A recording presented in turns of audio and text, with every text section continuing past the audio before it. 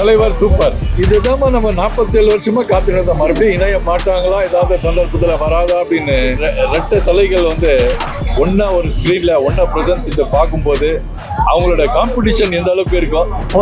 Peak bro எல்லாமே okay தரமா இருக்கு. ரொம்ப நல்லா ஒர்க் அவுட் ஆச்சு. டெஃபினட்டா ஜெயிலர் ட்ரூலி அதை எதிர்பார்த்துருக்கு. ஒவ்வொரு சீனும் பாத்தீங்கன்னா நமக்கு வந்து விசில் மூமெண்டா தான் இருக்கும்னு நான் நினைக்கிறேன். எனக்கு தெரிஞ்சு கமல் ஹீரோ பண்ணி ரஜினி வில்லனா பார்க்கலாம். ரஜினி கிளாஸா இருக்காரு அப்படியே படத்துல.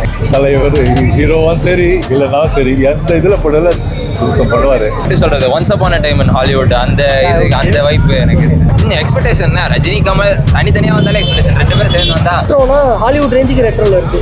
ஹாலிவுட் ரேஞ்சில் இருக்க ரெட்ரோ வந்து அது இப்பயுமே ட்ரெண்டிங் தான். ஸோ எனக்கு தெரிஞ்சு ரெண்டு பேர் ஃபேன்ஸையும் திருப்திப்பட்டோம். நான் வந்து ஆண்டவரோட தீவிர ரசிகன். கண்டிப்பாக 1000 கோடி அடிக்கும். இந்த படம் அடிக்கலைன்னா தலைவர் சூப்பர். 47 இயர்ஸ் கழிச்சு இன்ட்ரோவே போட்டிருந்தாங்க. உங்களுக்கு எப்படி இருந்தது? இதுதான் நம்ம 47 வருஷமா காத்துக்கிட்டு மறுபடியும் இணைய மாட்டாங்களா, ஏதாவது சந்தர்ப்பத்தில் வராதா அப்படின்னு ரொம்ப சிறப்பாக இருக்கு. இந்த இத்தனை வருஷத்துக்கு அப்புறம் ரெண்டு பேரும் மனசு மாறி சரி இன்னைக்கு ஒன்றா இணையலாம் அப்படின்ற ஒன்று இருக்குல்ல, இது இந்த யங்ஸ்டர்ஸ் எல்லாருக்கும் ஒரு சேலஞ்சிங்கான ஒரு மொமெண்டம். இது அவ்வளோ த்ரில்லாக இருக்கும். மறுபடியும் இந்த 2K கிட்ஸ், இந்த ஜென்சி கிட்ஸ் எல்லாருக்கும் இந்த ரெட்டை தலைகள் வந்து ஒன்றா ஒரு ஸ்க்ரீனில் ஒன்றா ப்ரெசன்ஸ் இதை பார்க்கும்போது அவங்களோட காம்படிஷன் எந்த அளவுக்கு இருக்கும். ஹெல்த்தியான காம்படிஷன், அது அண்டர்லைன் பண்ணிக்கோங்க. ஹெல்த்தியான காம்படிஷன்னு ஆன் ஸ்க்ரீனில் எப்படி இருக்கும் அப்படின்றது இந்த படம் ஒரு மிகப்பெரிய எடுத்துக்காட்டாக இருக்குன்றது எனக்கு சத்திய நம்பிக்கை. கமல் சார் சொல்லியிருந்தாரு யாரு ஹீரோன்னு சொல்லுங்க சி அப்படின்னோடனே ரஜினி சார் கூட சொல்லுவாரு சொல்லுங்க சி அப்படின்னு. அந்த டைலாக் அப்பெல்லாம் அவ்வளோ மேசிவாக கட்டி வந்தாங்க. உங்களுக்கு அந்த வைப் எப்படி இருந்தது? சூப்பராக இருந்துச்சுங்க. எனக்கு எந்த டைலாக்லாம் சொல்றதை விட இந்த ரெண்டு பேரும் வாக் பண்ணி வந்த அந்த ரெடி ஆகிறதுக்கான அந்த செலெக்ஷன்ஸ் இருக்கு இல்லையா, அது இந்த சாவி தூக்கி போடுறது, சாவி தூக்கி போடுற மூமெண்ட் நம்ம தலைவர் எங்களை பேக் டு 40 years பிஃபோர் கொண்டு போயிட்டாரு.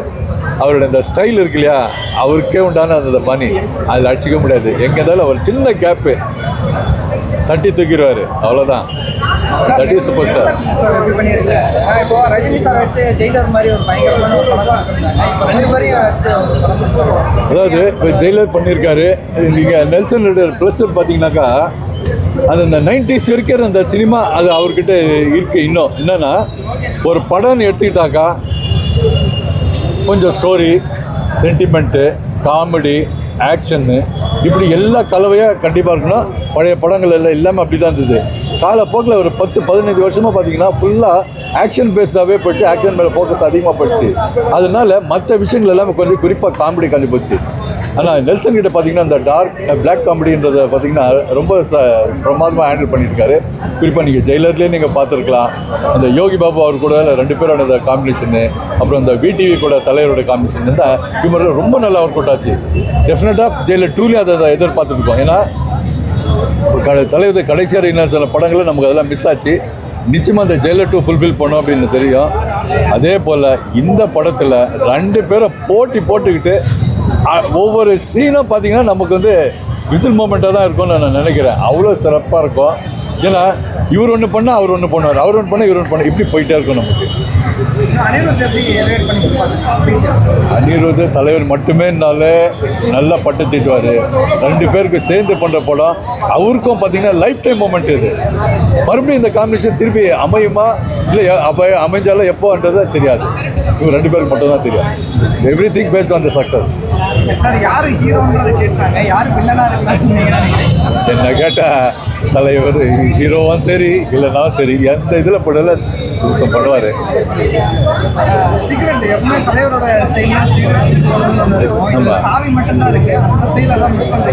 தூக்கி போகிறது தானே ஒரு ஸ்டைல். அது சிகரெட்டாக இருந்தாலும் சாவியாக இருந்தாலும் சரி தூக்கி போகிறது தலைவரோட ஸ்டைலு. அந்த ஸ்டைல் இருக்குது, அவ்வளோதான். All the best.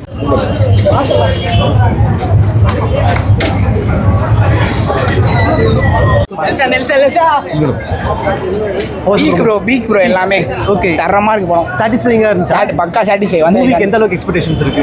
தெரியல ப்ரோ, நம்ம எக்ஸ்பெக்டேஷன் இருக்கு. ஆனால் படம் அப்படியே வந்து பார்ப்போம், அப்படியே பீக்காக இருக்கும் படம். கன்ஃபார்மாக பக்காவாக இருந்துச்சு படம். எனக்கு தெரிஞ்சு கமல் ஹீரோ பண்ணி ரஜினி வில்லனா பார்க்கலாம். ரஜினி கிளாஸாக இருக்காரு அப்படியே படத்தில்.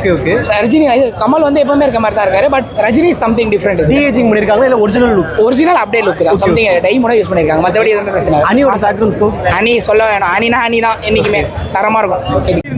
நல்லா இருந்துச்சு. ஓகே, என்ன எக்ஸ்பெக்ட் பண்ணீங்க? அதெல்லாம் இருந்துச்சா? லைக் எப்படி சொல்றது, once upon a time in Hollywood அந்த இது அந்த வைப் எனக்கு இருந்தது.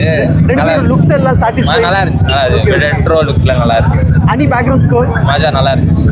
சூப்பரா இருந்துச்சு. ஓகே, நெல்சன் இந்த காம்போ இதெல்லாம் பார்க்கும்போது லைக் அந்த புது இது அந்த ரெஃப்ரெஷ்ஷா இருக்கு இப்போ பாக்குறதுக்கு. லைக் இந்த ஆக்ஷன் ஓரியன்டா இல்லாம கொஞ்சம் நல்லா இருந்துச்சு. படத்துக்கு எந்த அளவுக்கு எக்ஸ்பெக்ட் பண்றீங்க? எக்ஸ்பெக்டேஷன் ரஜினி கமல் தனித்தனியாக வந்தாலே எக்ஸ்பெக்டேஷன், ரெண்டு பேரும் சேர்ந்து வந்தா சொல்ல வேணும். நல்ல எக்ஸ்பெக்டேஷன் தான் இருக்கும். சூப்பராக இருக்கும் ப்ரோ, ரொம்ப நல்லா இருக்கும். படத்துக்கு வெயிட்டிங். வேற லெவல் ப்ரோ, வேற லெவல். எக்ஸ்பெக்ட் பண்ண மாசம் வரும்ன்ற அனௌன்ஸ்மெண்ட்லேயுமே காம்ப்ரமைஸ் பண்ணலாம். அனௌன்ஸ்மெண்ட்லேயே தெரிஞ்சிருச்சு அவரோட செம்மையாக இருக்குது. ரெண்டு பேரையுமே ரஜினி சாரை நடிப்புக்கு சொல்ல மாட்டாங்க, கமல் சாரை ஸ்டைலுக்கு சொல்ல மாட்டாங்க. ஆனால் இது ரெண்டு பேரும் பண்ணியிருக்காங்க. இதில் காம்ப்ரமைஸ் இல்லாமல் ரெண்டு பேருக்குமே அதை காமிச்சிருக்காரு. ரெண்டு பேருமே ஸ்டைலிஷாக வராங்க.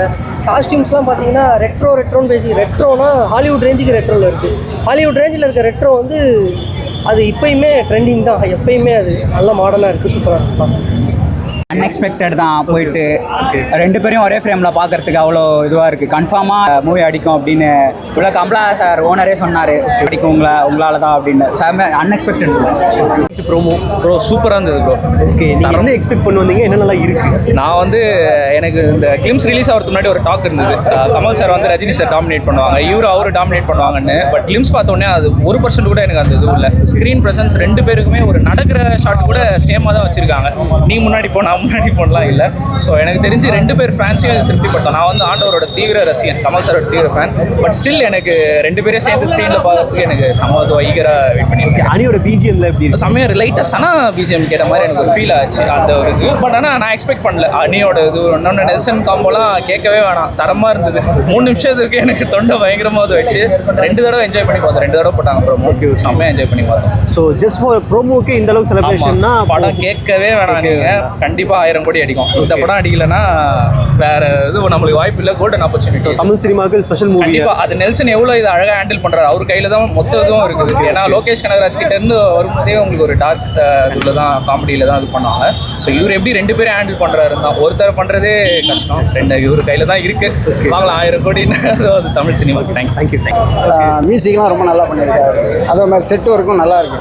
பழைய காலத்து பழைய செட்டு மாதிரி இருக்கு. ஆமாம், அதுதான் எங்களுக்கு கவலையாக இருக்குது. ஏன்னா நாங்கள் 1980 ஃபேன்ஸ், ரஜினி ஃபேன்ஸு. நாங்கள் எங்கள் படமே இப்போ அஜித் விஜய் ஃபேன்ஸ் போட்டி மாதிரி.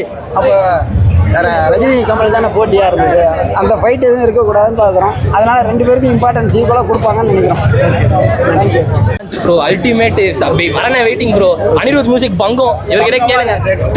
ரெட்ரோ ஃபீலில் சூப்பராக அப்படியே காது கிளியராக நாங்கள் 2 வாட்டி ஒன்ஸ் மோர் கேட்டோம். சாமியாக நானும் ஆண்டவர் ஃபேனு. நான் ஆண்டவர் கத்துற சைடில் ஒருத்தர் சூப்பர் ஸ்டார்னு கத்துறான். அந்த இதுதான் ப்ரோ பாண்டிங்.